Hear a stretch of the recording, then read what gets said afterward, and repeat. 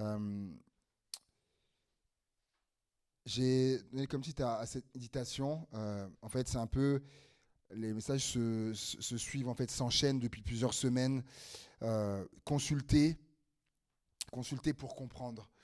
Euh, Parce que mardi dernier, j'ai apporté depuis 2 mardis ou 3, on parle au niveau on parle des délais. Et mardi dernier, donc j'ai identifié 8 raisons qui peuvent expliquer les délais. Voilà ce qui était la mardi dernier. J'avais déjà pris sur le plan naturel différents délais, et à chaque fois on réalise qu'il y a une raison lorsqu'il y a des délais. Et je repensais à ça par rapport à la consultation. J'ai été regarder, par exemple, pour certains spécialistes. Par exemple, j'ai tapé quoi, ORL, pour prendre un rendez-vous. J'ai regardé. Et il y en a, les plus tôt, c'était avril-mai, au plus tôt. Alors, on était encore en janvier, hein, quand j'ai regardé, hein. Au plus tôt, il y en avait, c'était avril, mai, etc. Et puis d'autres, c'est 2027, etc. On se dit, mais les délais, c'est... Oui, mais il y a une raison.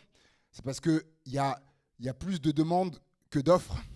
Il y a plein de gens qui veulent, mais il n'y a pas assez du coup de réel. Donc, on voit qu'il y a toujours les délais, il y a toujours une raison à ça. Et on l'a vu spirituellement, donc j'avais identifié 8 raisons. Il peut y en avoir d'autres que pour lesquelles voilà, il y a des délais pour lesquels je peux être dans un délai. Alors, je ne vais pas les énumérer. Peut-être ceux qui n'étaient pas là mardi dernier peuvent aller voir c'est vu comme c'est enregistré, peuvent aller retrouver la vidéo. Euh, et, et je suis en train de me dire que, si rapidement, j'ai envie de vous les rappeler. Le premier, c'était que Dieu poursuit un but ou plusieurs buts.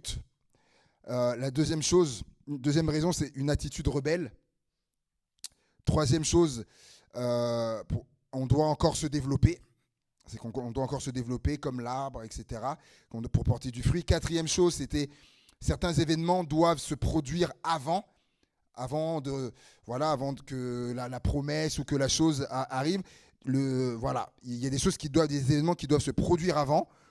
La cinquième chose, c'est que dans l'histoire, il n'y a pas que nous. En fait, Dieu ne considère pas que nous. Des fois, c'est relié à d'autres personnes. Donc, comme pour les sœurs de Lazare, avec Lazare et puis les autres personnes qui étaient venues, qui devaient être touchées par la résurrection qu'allait faire Jésus. Sixième chose, c'est que beaucoup ne sont pas encore sauvés. Le délai du Seigneur qui n'est pas revenu, parce que beaucoup ne sont pas encore sauvés.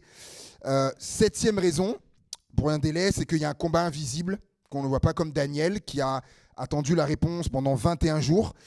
Et la huitième raison, c'était que nous sommes en chantier. Comme dit Paul aux Corinthiens, nous sommes sa maison que Dieu construit, et que de même qu'une maison, il y a un délai pour une maison, parce qu'il y a des étapes, et bien il y a aussi des étapes que Dieu suit dans nos vies, et Dieu ne saute pas. Dieu ne saute pas les étapes. Voilà. Et quand je préparais ce message, j'ai eu à cœur une parole pour quelqu'un. Je ne sais pas si c'est quelqu'un qui est là dans ce lieu ou sur le Zoom. Vraiment très fortement à cœur que pour cette personne. Et j'avais dit mardi dernier qu'on peut consulter Dieu concernant nos délais, et Dieu pourrait t'apporter une autre raison que les 8 que j'ai énumérées là. Et j'ai vraiment eu à cœur que quelqu'un l'a fait. Quelqu'un a consulté le Seigneur, quelqu'un a demandé à Dieu, et tu lui as demandé, et pour moi, c'est quoi la raison? Et le Seigneur a une réponse pour toi. Toi, te concernant, c'est parce qu'il y a quelque chose qui doit se produire avant. Je crois que c'était la quatrième raison, la quatrième. Pour toi, il y a quelque chose qui doit se produire avant. Il y a un événement qui doit se produire avant cette chose que tu attends, cette promesse que tu attends, le délai dans lequel tu es. Il y a quelque chose, il y a un événement qui doit se produire avant ça. Et ce que tu attends, c'est connecté. Ce matin, J'étais dans mon lit, j'étais là, et cette pensée qui venait très fortement. Et toi, c'est relié, c'est connecté à une autre personne, en fait. Avant que cette chose se produise dans ta vie, il y a une personne qui doit régler une situation. Elle doit régler une situation d'abord. Et lorsqu'elle aura fait ça, elle aura réglé les choses, alors ça va se faire pour toi. Et on va aller dans Genèse chapitre 25, le texte qu'on avait lu. Genèse chapitre 25, verset 19. Genèse chapitre 25, verset 19.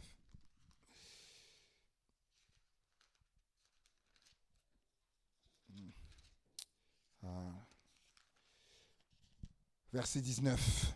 Voici la postérité d'Isaac, fils d'Abraham. Abraham engendra Isaac. Isaac était âgé de 40 ans quand il prit pour femme Rebecca, fille de Bethuel, l'araméen, de Padan Aram et sœur de Laban l'araméen. Isaac implora l'Éternel pour sa femme, car elle était stérile, et l'Éternel l'exauça. Et Rebecca, sa femme, devint enceinte. Les enfants se heurtaient dans son sein, et elle dit, s'il en est ainsi, pourquoi suis-je enceinte? Elle alla consulter l'Éternel, et l'Éternel lui dit, 2 nations sont dans ton ventre, et 2 peuples se sépareront au sortir de tes entrailles. Un de ces peuples sera plus fort que l'autre, et le plus grand sera assujetti au plus petit. Les jours où elle devait accoucher s'accomplir, et voici, il y avait 2 jumeaux dans son ventre, et on peut s'arrêter là. Elle alla consulter l'Éternel. Voilà, elle sent que dans son ventre, là, les enfants se heurtent, voilà, comme si se bagarrent, etc. Elle dit, mais qu'est-ce que c'est ça?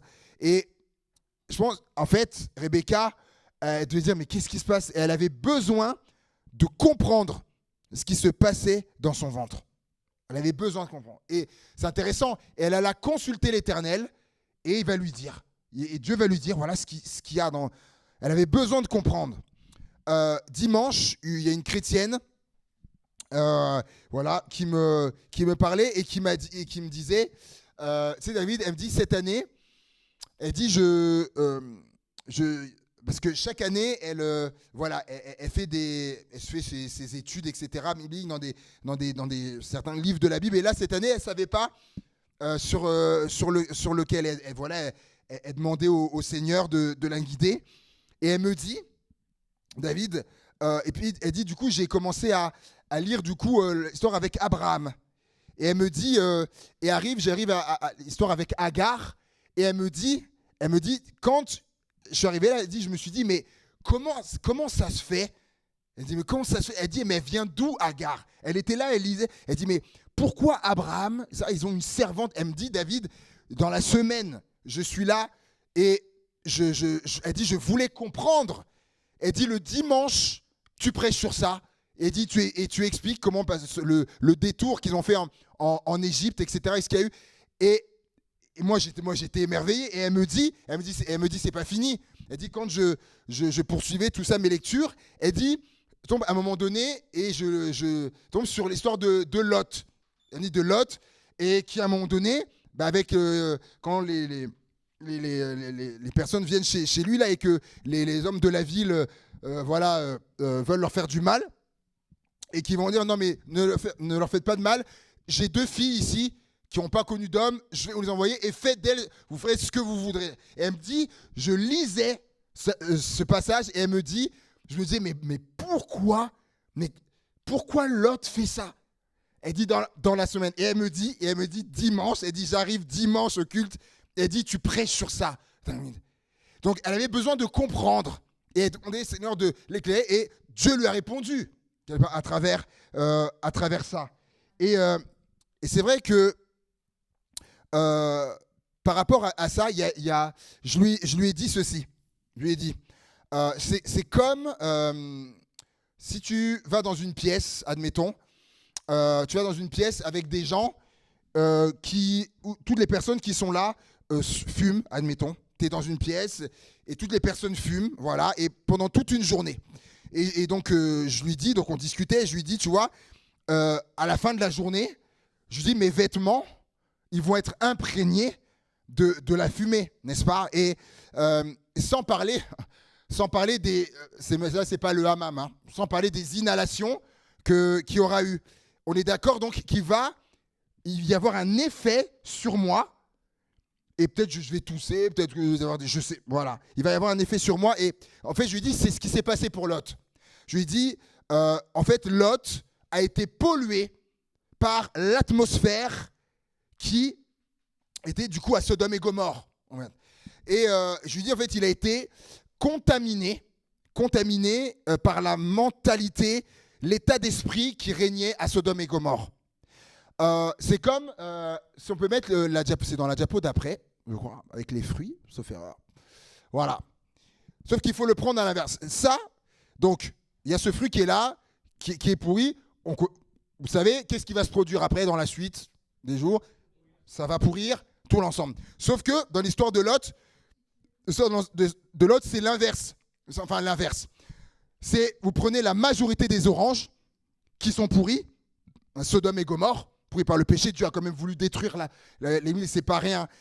Pourri, voilà. Et vous prenez Lot, qui est une orange normale, voilà, qui a rien, et vous la mettez au milieu de toutes les oranges pourries. Les amis, qu'est-ce qui va se passer? Ici, ça, avec une seule, elle va contaminer les autres. Alors, une qui est bien parmi que des pourris, c'est ce qui s'est passé, en fait, pour Lot, je lui disais. Et en fait, ça s'explique bibliquement, 1 Corinthiens 15, 33, qui dit que les mauvaises compagnies corrompent les bonnes mœurs. Et en fait, la mauvaise compagnie des gens de Sodome et Gomorrhe, ça a corrompu l'esprit du coup de Lot. Parce que je disais dimanche, mais quel papa saint d'esprit fait ça, de donner ses filles qui n'ont pas connu d'homme, allez-y, faites d'elles ce que vous voulez. Mais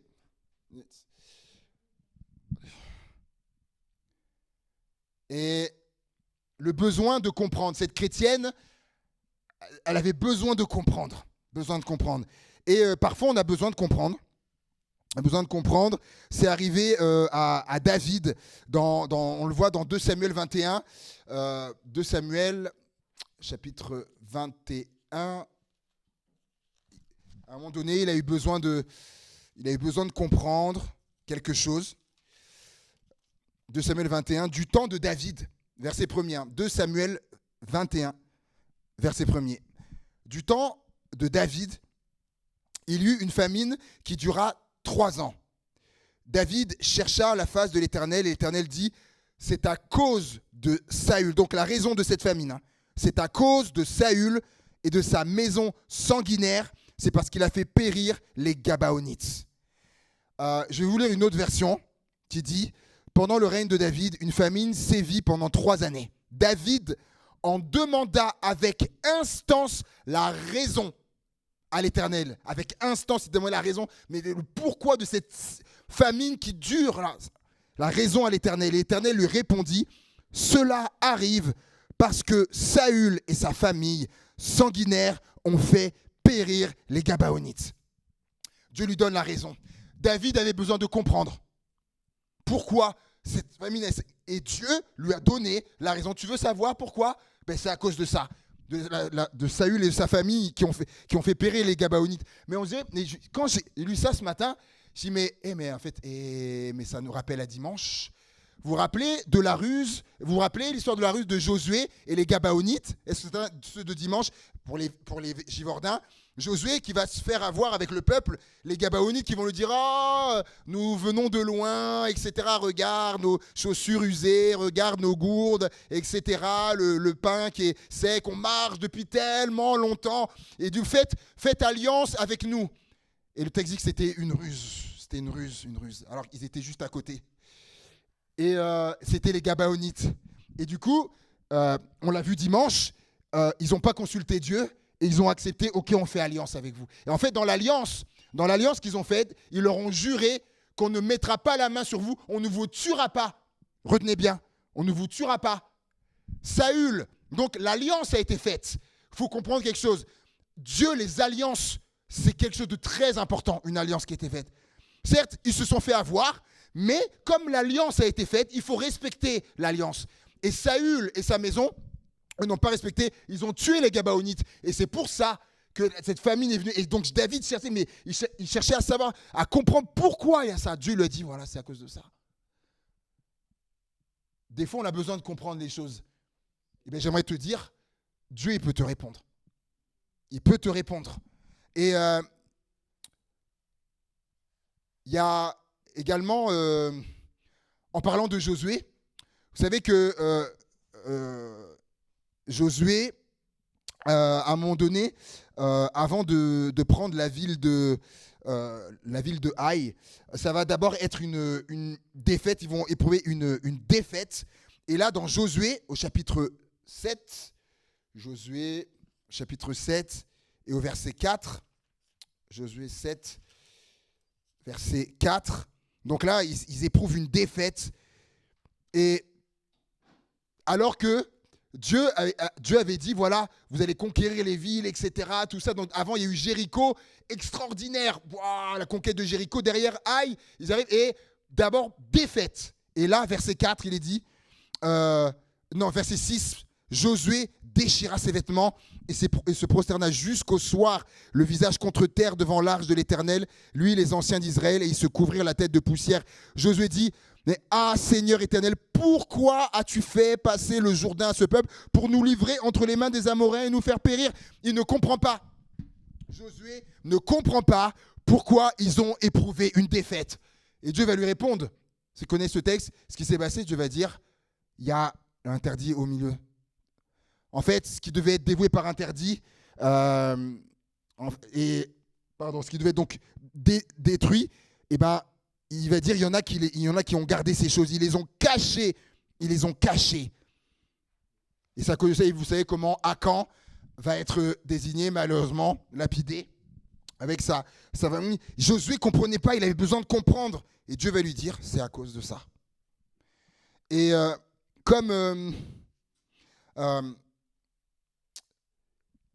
je pense que c'est important quand même de lire ce que Josué avait dit.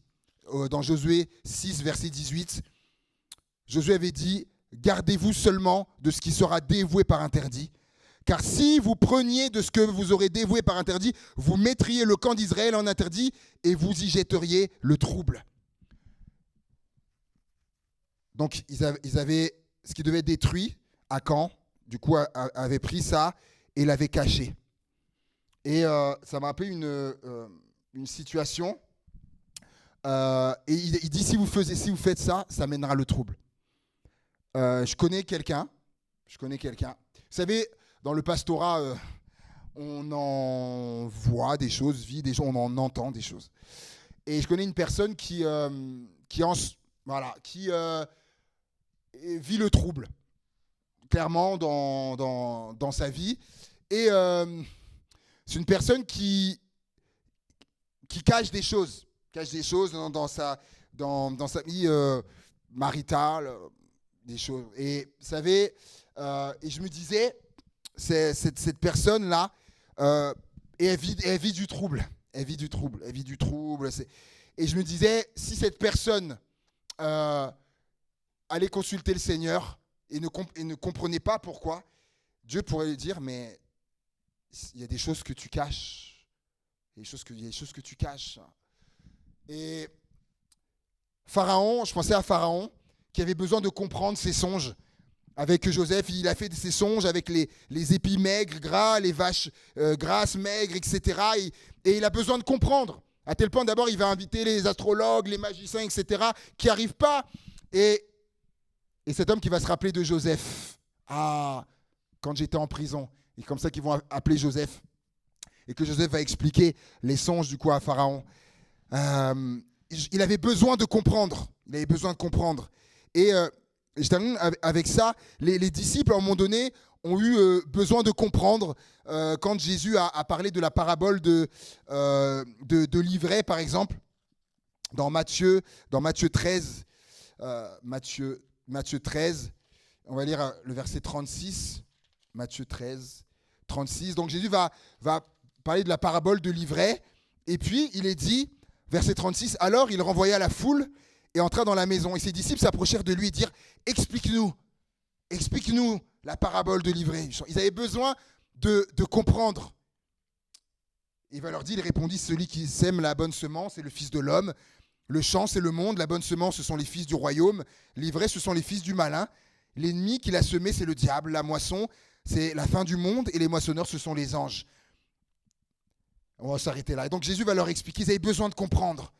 Comme également, un peu plus loin, dans Matthieu 21. Dans Matthieu 21 et au verset 18. Le matin, en retournant à la ville, il eut faim. Il voyait un figuier sur le chemin, il s'en approcha, mais il n'y trouva que des feuilles. Et il lui dit, que jamais fruit ne naisse de toi. Et à l'instant, le figuier sécha.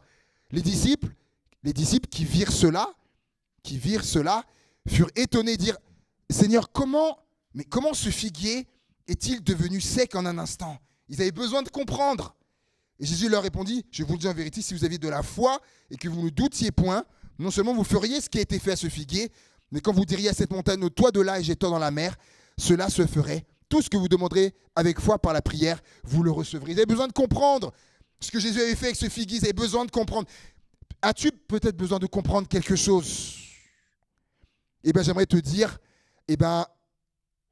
tu peux demander à Jésus. Comme ils l'ont fait, tu peux demander à Jésus, comme les disciples l'ont fait. Et Jésus, je crois que Jésus, il pourra t'expliquer. Il pourra te dire ce que tu as besoin de comprendre. Par rapport à ce que tu traverses peut-être, à ce que tu vis. À une période de ma vie,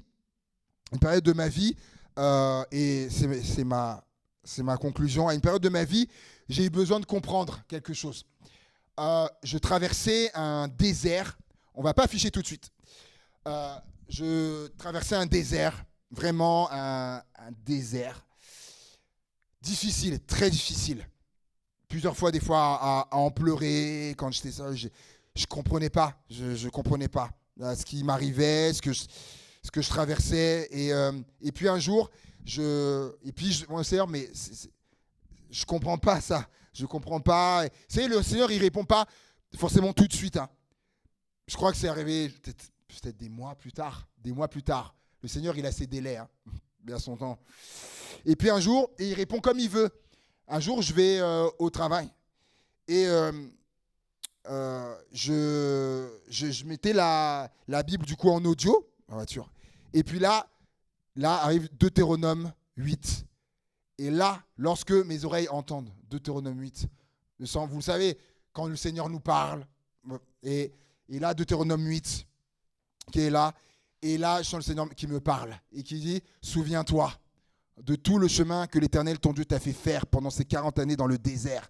Parce que pour moi, ça avait été très loin, c'était comme si c'était 40 ans, afin de l'humilier et de l'éprouver pour savoir quelles étaient les dispositions de ton cœur et si tu garderais ou non ces commandements. Et là, alors que je roulais, je sens le Seigneur qui me parle. Tu voulais comprendre.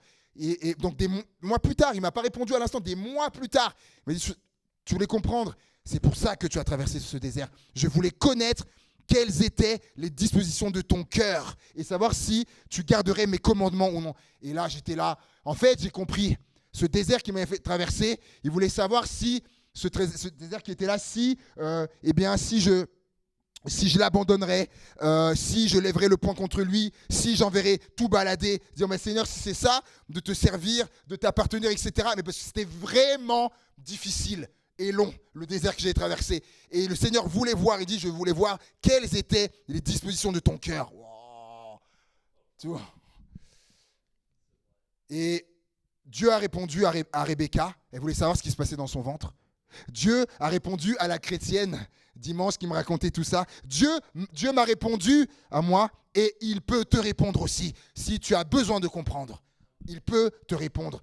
Jean 13, 7, tu peux pas, ce que je fais, tu peux pas le comprendre maintenant. C'est la dernière diapo, ça va. Tu peux pas le comprendre maintenant, mais tu le comprendras plus tard. Ça, c'est peut-être pour quelqu'un. Dieu te dit, tu ne comprends pas maintenant, mais tu le comprendras plus tard. Tu vas le comprendre. Dieu a son temps, il a son délai, tu le comprendras plus tard. Alléluia. Alléluia, Seigneur Jésus.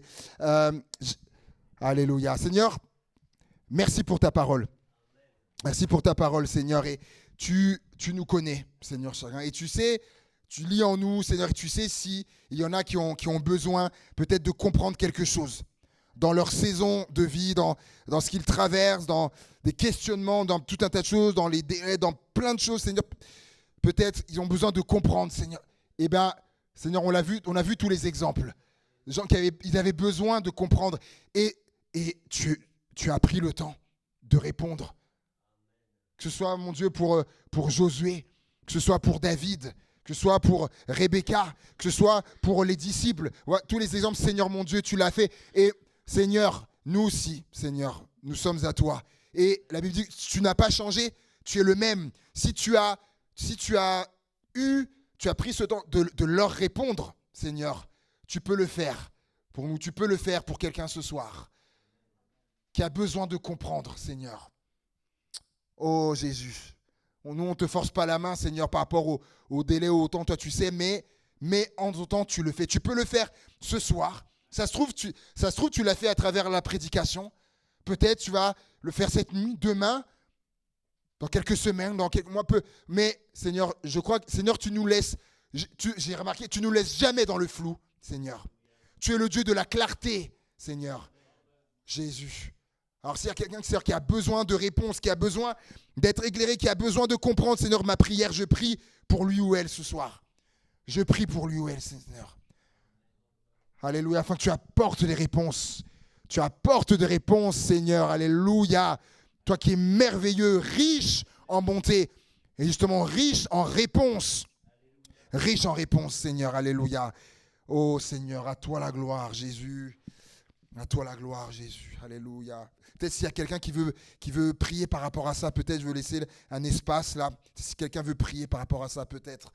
Alléluia, Jésus.